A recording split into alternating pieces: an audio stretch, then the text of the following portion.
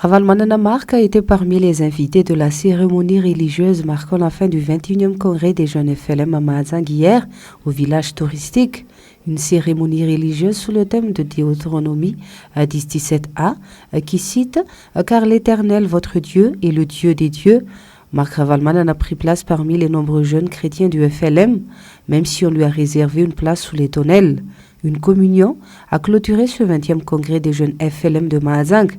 Par la suite, Ravalomanana Mark a pu discuter avec les fidèles, discussion qui se porte sur les difficultés que traverse le pays actuellement. Jamais depuis plus de 60 ans d'indépendance, a-t-il martelé, nous n'avons rencontré une telle crise socio-économique devant laquelle les autorités dirigeantes n'arrivent pas à apporter des solutions. La population malagasy espère encore un retour triomphal de Mark Ravalomanana au pouvoir d'une manière démocratique pour venir à bout de ce marasme. Dernier écho de déplacement de Mark Ravalomanana, ancien président de la République, dans la Cité des Fleurs.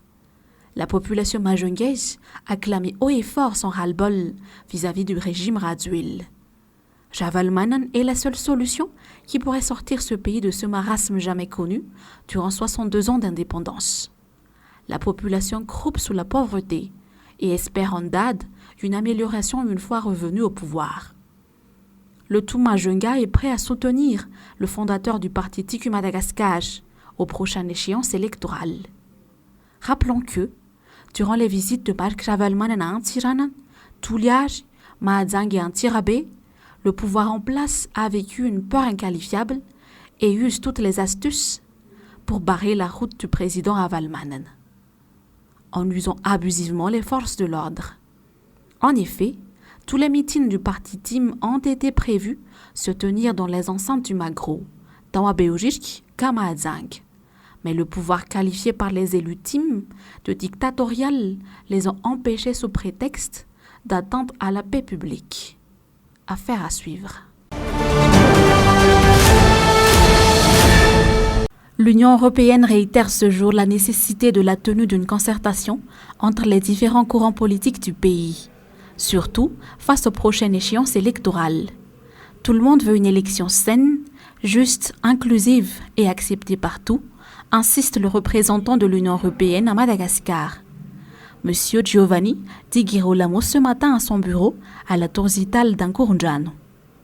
Le représentant de l'Union européenne poursuit que depuis le mois d'octobre 2021, le leader de l'opposition Mark Ravalomanana a demandé à la tenue d'une concertation avant les élections, demande relayée par plusieurs entités relevant de l'opposition. Raison pour laquelle l'Union européenne a mis l'accent sur l'importance d'une telle rencontre au niveau national.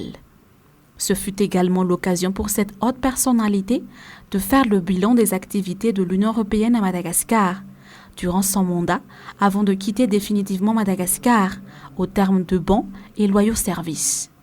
Rappelons que, lors de son rencontre avec le chef de l'État Andry Radziwiłł, ce diplomate a touché mot sur l'importance d'une concertation au dialogue national.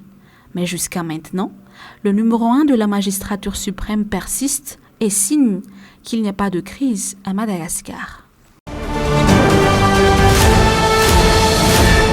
Alors que Madagascar a obtenu un score de 40 sur 100 sur la transparence de l'utilisation du budget public en 2019, il a été en baisse de 27 sur 100 par rapport au score de l'année dernière 2021. Cela signifie que les efforts ne sont pas suffisants pour Madagascar en termes de transparence. L'un des problèmes possibles qui cause cela, selon la société civile Mistatao, est l'absence ou le manque de compétences parmi les fonctionnaires de chaque catégorie. C'est la raison pour laquelle une formation a été dispensée aux jeunes enquêteurs pour pouvoir améliorer la transparence. Alors, nous sommes ici depuis le début de la semaine pour dispenser une formation au profit de la société civile malgasie sur la budgétisation ouverte. Alors, dans le cadre d'un programme chez nous que nous appelons COOP, Collaborative for Open and Accountable Budgets. Donc, c'est un programme qui vise à rendre les budgets beaucoup plus ouverts et beaucoup plus redevables. En tout cas, comme vous le savez, le budget est l'instrument principal de nos gouvernements pour en tout cas répondre aux besoins et aux aspirations des populations, notamment sur les services sociaux de base tels que la santé, l'éducation, l'assainissement, l'eau, le transport, les travaux publics, etc.